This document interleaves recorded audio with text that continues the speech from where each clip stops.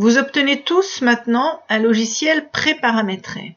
Mais nous allons voir le secteur paramétrage car il y a des choses que nous allons voir ensemble avant la mise en place initiale et d'autres auront peut-être envie de modifier certaines choses au fur et à mesure de l'utilisation. Nous allons donc aller dans les fonctions générales et dans le paramétrage du logiciel. Il se répartit de différentes façons. La partie haute, la partie moyenne et toutes les parties du bas. Dans la partie haute, nous allons d'abord vérifier la validité de la licence ainsi que la signature qui est affectée, dont l'adresse mail doit correspondre à votre adresse par défaut paramétrée dans votre logiciel d'envoi de mail. Ensuite, dès le début, nous allons pouvoir créer des raccourcis programmes sur votre bureau que vous allez laisser placer sur le bureau ou, comme moi, que vous allez placer en bas au niveau de la barre des tâches. Les bulles de documentation vont vous permettre, si vous allez jusqu'à +1, +2, +3, +4, +5, d'avoir des bulles qui, lorsque vous vous déplacez au-dessus des différents rectangles, vont vous donner les informations sur ces différents rectangles. Au début, c'est très utile. Après, ça devient vite, comment dirions-nous, lassant. Donc, vous allez faire comme moi et revenir à 0. Le nombre maximum d'envoi d'email, c'est lorsque vous faites de l'emailing en grand nombre, c'est le moyen de ne pas bloquer votre boîte mail. Selon vos fournisseurs d'accès, si l'on prend par exemple Gmail, au-delà de 500 mails envoyés par 24 heures, vous ne pouvez plus envoyer un seul mail par la même adresse. C'est-à-dire que vous faites vos envois de mail et vous arrivez à au-delà de 500 à 17 heures le mardi. Avant 17h01 le mercredi, vous ne pourrez plus envoyer aucun mail. Alors faites bien attention lorsque vous faites de l'emailing d'utiliser une adresse mail qui soit différente. Le pourcentage des fenêtres va vous permettre d'agrandir vos fenêtres. Vous voyez moi par exemple que je suis à 110%, donc 10% au-dessus de la taille normale. Si je voulais agrandir ma fenêtre pour voir un petit peu plus clair, ce n'est pas comme du Windows. C'est-à-dire que si je clique sur ce bouton agrandir, vous verrez que ce ne sont que les rectangles qui s'agrandissent, c'est pas du tout la taille des caractères. Si je veux agrandir la taille des caractères, je vais monter à 110, 120, 130%, sachant que 130%, il faut quand même un écran relativement grand. A contrario, si j'utilisais la tablette Surface, 94% serait parfait pour avoir exactement 100% de tout le logiciel sur mon écran. Une fois que j'ai fait la modification du pourcentage de ma fenêtre, il faut que je sauvegarde mes paramètres, que je sorte de la fenêtre paramètres et du logiciel et que je relance ensuite le logiciel pour avoir la modification d'enregistrer dans mon pourcentage d'affichage. On arrive maintenant au mode d'utilisation des emails. Soit vous avez Outlook, et dans ce cas, nous vous conseillons à 200% d'utiliser Outlook, soit vous avez autre chose comme un Gmail par exemple, et vous voulez utiliser l'autre logiciel pour envoyer vos mails. Les valeurs par défaut du partenaire, je pense que vous allez presque tous laisser les notaires, sauf ceux qui travaillent plus en interagence et qui veulent que par défaut le partenaire qui s'affichera, et on verra ça après dans le chapitre partenaire, soit l'agence, sinon très souvent ce sont les notaires. De la même façon que vous avez défini un mode d'utilisation des mails, vous allez pouvoir définir un mode d'utilisation de votre agenda. Même chose, si vous avez Outlook, cliquez à Outlook, et le système ira créer automatiquement dans votre agenda Outlook les rendez-vous, que ce soit des rendez-vous suite à des visites ou préparant plutôt des visites, que les petits boutons qu'on verra qui nous permettent de créer des rendez-vous. Si vous avez un agenda Google, attention, il n'y aura qu'en cliquant sur le petit bouton de création de rendez-vous que l'agenda se générera automatiquement. Seul sur Outlook, les rendez-vous visites se créeront. Si l'on continue, ici, nous avons la création des répertoires vendeurs. Si je coche cette zone qui est de toute façon cochée, cela veut dire au système, à chaque fois que je crée un vendeur en dessous, je veux que tu me crées automatiquement une arborescence dans un répertoire donné où il y aura le nom, underscore le prénom, Et dans ce répertoire, il y aura un sous-répertoire documents et un sous-répertoire photos qui vous permettent de ranger de manière très logique et surtout très précise vos différents documents et vos différentes photos. Vous verrez qu'il y a des raccourcis au niveau de chacun des vendeurs pour accéder à chacun de ces répertoires. Le but du jeu de créer toute cette arborescence, c'est que derrière, il n'y a qu'à faire des clics pour accéder aux différents dossiers. Si l'on regarde maintenant plus à droite, nous allons donc vu l'agenda. Maintenant, nous allons pouvoir, si jamais vous êtes sur un agenda Google, il va falloir donner l'URL qui correspond à votre agenda Google. Pour cela, ouvrez dans un des explorateurs votre agenda Google, venez copier l'adresse URL qui correspond et venez la coller ici. Au niveau du traçage de plan, il y a différents logiciels de traçage de plan. Nous en avons trouvé un super sympa. Vous allez pouvoir donc l'installer sur votre disque dur et vous allez pouvoir recopier ici le chemin d'accès sur votre disque dur. Pour trouver ce chemin, c'est relativement simple. Vous allez aller chercher le raccourci de votre logiciel. Vous cliquez ensuite avec votre clic droit sur la souris et vous venez chercher Propriétés. Vous venez ensuite sélectionner la cible avec un CTRL-C ou alors avec le clic droit de la souris, vous faites Copier. Vous venez ici dans le traçage de plan, donc l'endroit où vous voulez le mettre, vous faites un CTRL-V et surtout, vous retirez les guillemets qui vont se placer au début et à la fin. Vous allez pouvoir faire pareil si vous avez envie de mettre votre logiciel scanner pour votre logiciel, la ligne logiciel réseau, à ne pas confondre avec votre mini-site internet. Le mini-site internet sera un lien vers votre client acheteur et votre client vendeur.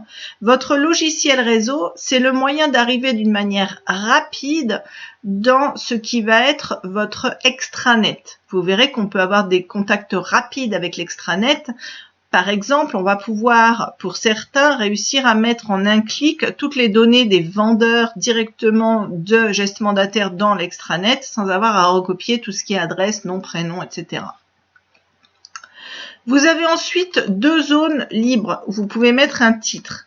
Si l'on prend notre exemple, nous avons besoin de connaître de manière très rapide les horaires des bateaux au départ de Hyères et au départ du Lavandou. Donc nous avons créé bateau Hyères, bateau Lavandou en mettant les URL des deux navettes. Quand je cliquerai sur le bouton qui correspondra, je vous montrerai où, nous accédons directement à ces deux sites internet. La partie centrale maintenant. Nous venons de parler du site, du mini-site internet. Pour ceux pour lesquels j'ai pu trouver leur mini-site internet, il est déjà paramétré. Pour les autres, allez sur votre page de votre mini-site, copiez à nouveau l'URL et collez-la à cet endroit-là. La possibilité de lancer les automails en début de l'exécution. Pour certains réseaux, le paramétrage sera déjà coché, c'est-à-dire que dès votre premier client enregistré, il y aura, si votre automail est prédéfini, le lancement possible dès le début de l'exécution. Dès que vous allez lancer votre logiciel le matin, le système va vous proposer d'envoyer les mails. On verra le détail des automails dans un chapitre à part. Par contre, d'une manière générale, dès que vous créez un vendeur et un acheteur, il sera soumis aux automails. Les paramètres des rapprochements. Nous allons expliquer au système que à partir de 10% en plus ou en moins par rapport à la surface et à partir de 10% en moins, en plus ou en moins par rapport à la tolérance de prix, le système doit nous afficher ce qui peut correspondre. Afficher la fenêtre d'aide, vous verrez, c'est une fenêtre qui va vous permettre de comparer ce que recherche votre acquéreur par rapport à ce que propose le bien. Il y aura deux conditions pour que ça fonctionne bien à fond. Soit ce sera d'une manière très light et on verra où, soit ce sera d'une manière très poussée et on parlera d'une vraie comparaison de la fiche découverte acquéreur avec la fiche descriptive de bien. Les rapprochements avec le marché. Lorsque vous faites un rapprochement, le système va d'abord vérifier ce que vous avez vous en portefeuille ou ce que certains vous ont partagé, puisqu'on verra qu'on peut faire du partage de biens pour ceux qui sont à plusieurs du même secteur sur le logiciel Geste Mandataire. Mais il va aussi vous proposer d'aller rapprocher avec le marché, donc avec les annonces qu'on récupère, soit par rapport au marché que des pros pour faire de l'interagence, soit avec le marché que des particuliers pour faire de la pige, soit avec les deux, ce qui paraît le plus judicieux si l'on veut réussir à trouver au plus vite quelque chose pour un acquéreur qu'on a sous le coude. Ensuite, on peut demander au système que dès la création d'un vendeur ou d'un acquéreur, ce rapprochement doit avoir lieu. Le système vous proposera alors une fenêtre pop-up qui vous dira « Voulez-vous procéder au rapprochement ?» Vous avez le choix « Oui »,« Non ». Et aussi, au moment du rapprochement, de lui faire un affichage avec Internet, c'est-à-dire que lorsqu'il fait un rapprochement par rapport au marché, il vous propose de voir l'annonce sur Internet. Nous allons maintenant attaquer la partie basse avec les rectangles. Le code postal d'import vient d'arriver depuis quelques semaines. Nous sommes en février 2017, donc il est arrivé en fin d'année 2016. C'est le moyen pour ceux qui sont du même réseau ou même de réseaux complémentaires, mais qui travaillent sur les mêmes codes postaux et qui sont sur ce logiciel geste mandataire, de se partager les vendeurs à deux niveaux, soit juste le côté externe du vendeur, la fiche vendeur telle qu'on la verra dans la formation, soit de pousser plus loin et de proposer aussi la fiche descriptive de bien. Donc là, ça veut dire que la personne qui va travailler avec vous sur ce propriétaire, dont vous resterez maître, puisque ce ne sera que vos données qui seront affichées, pourra quand même voir que la pièce fait tant de mètres carrés, est exposée comme ceci, avec un carrelage comme cela, bien sûr, à condition que la fiche découverte, la fiche descriptive de bien soit bien complétée. La gestion des panneaux, par défaut, vous allez avoir une liste. Si cette liste ne vous convient pas parce que vous voulez marquer que c'est marqué côté vendu, côté à vendre, etc., vous pourrez la modifier. Attention, selon les réseaux, ce n'est pas forcément ce qui s'affiche à votre écran tout de suite qui vient dans votre liste. Ça sera valable ça pour les origines vendeurs, origines prospects et types de biens. La chose à retenir impérativement si vous faites des modifications dans ces rectangles, c'est que ce que vous mettez doit tenir sur une et une seule ligne. À partir du moment où ça fait deux lignes, pour le système, ce n'est plus un mot qui continue, c'est deux mots séparés. La deuxième chose à retenir, c'est qu'il ne faut en aucun cas modifier l'ordre des données qui sont affichées. Parce que pour le système tel que je l'ai paramétré moi ici, Internet étant 1, ami en 2, ancien client en 3, si j'ai des clients qui sont attachés à ami et que je supprime pour X raison la ligne ami et que ancien client devient 2, tous mes clients qui étaient en origine ami deviennent en origine ancien client. Vous pouvez par contre pour modifier, rajouter en dessous tout ce que vous voulez. À partir du moment dans la liste déroulante qui sera utilisée pour revenir là-dessus, vous tapez la première, la seconde lettre, etc. Le système va arriver directement sur le premier mot concerné. Après, à vous de choisir dans vos listes. Vous avez donc ainsi la possibilité de gérer vos types de panneaux, vos origines vendeurs prospects, le type de bien. Si vous voulez, comme moi, pour les types de biens, détailler les commerces en hôtel, restaurant, etc., etc., vous utilisez en dessous. Les points positifs et points négatifs, vous verrez que ça se paramètre ici. Vous aurez une explication précise de l'utilisation de ces listes dans la partie support de cours qui s'appellera les visites et le carnet de visites. Vous comprendrez très bien les utilités à ce moment-là.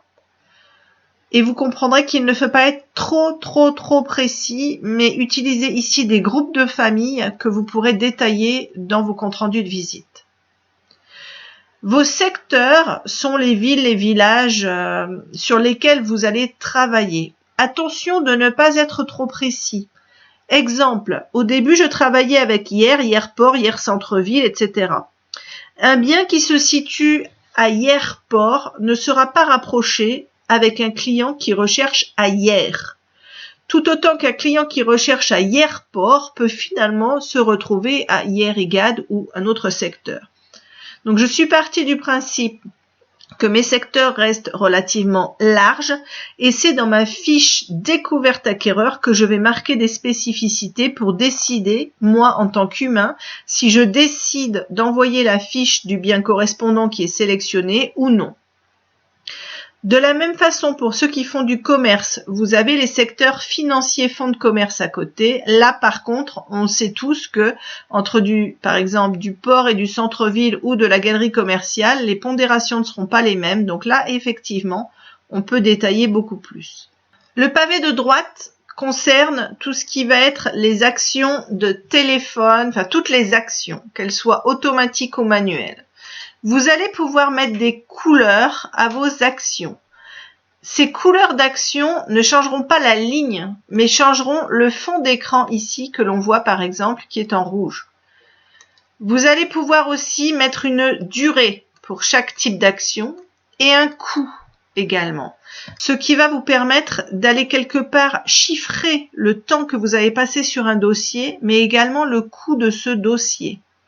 Bien entendu, un dossier qui se situe à 10 minutes de chez vous va sûrement vous présenter moins de coûts que le fameux dossier qui se situe à 1 heure avec plein de kilomètres à faire. Ce sera des données par défaut que vous pourrez changer au coup par coup lors de l'utilisation. Si l'on continue à droite, nous avons les couleurs des listes vendeurs-acheteurs. En fonction de vos qualifications des acheteurs, les qualifier A jusqu'à F. En général, on utilise A, B, C pour des acheteurs. Ensuite, D, E, F peuvent être utilisés pour d'autres raisons.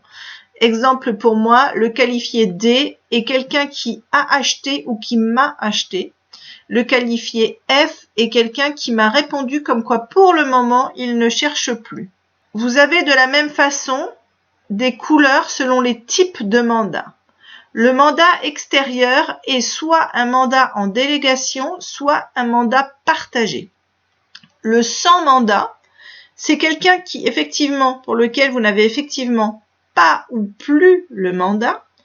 Ça peut aussi être quelqu'un pour lequel vous avez fait une estimation pour une succession, pour lequel vous avez fait une estimation pour avoir une idée, mais aussi quelqu'un que vous avez eu en pige et que vous voulez sortir du logiciel de pige et commencer à travailler un peu plus assidûment en le gardant sous les yeux, sous le logiciel geste mandataire. En jaune ou autre couleur, bien sûr, toutes ces couleurs sont modifiables, je vais vous montrer comment. Vous avez donc les mandats exclusifs, faciles. Et les hors-vente, ce sont ceux qui sont sous offre, sous compromis, ou alors que vous avez vendus ou qui ont été vendus par d'autres. Pour changer les couleurs, que ce soit pour les actions, pour les acheteurs ou pour les vendeurs, c'est super simple. Vous double-cliquez dans le petit rectangle. Vous avez des couleurs de base qui vous sont proposées par Microsoft, vous allez en sélectionner une. Si vous la trouvez trop criarde, facile, vous cliquez sur définir les couleurs personnalisées et vous allez jouer avec votre curseur pour trouver la couleur qui vous correspond le mieux. En bougeant votre curseur, vous voyez la couleur ici qui apparaît. Vous estimez que ça va là, par contre c'est encore un peu trop criard, vous jouez avec celui-ci et vous arrivez sur du plus pâle. Je vous conseille de vous mettre des couleurs relativement pâles parce que alors sinon, ça va vous griller les yeux. Une fois que vous avez revu ce que vous vouliez modifier, vous faites sauvegarder les paramètres et vous avez fini votre paramétrage.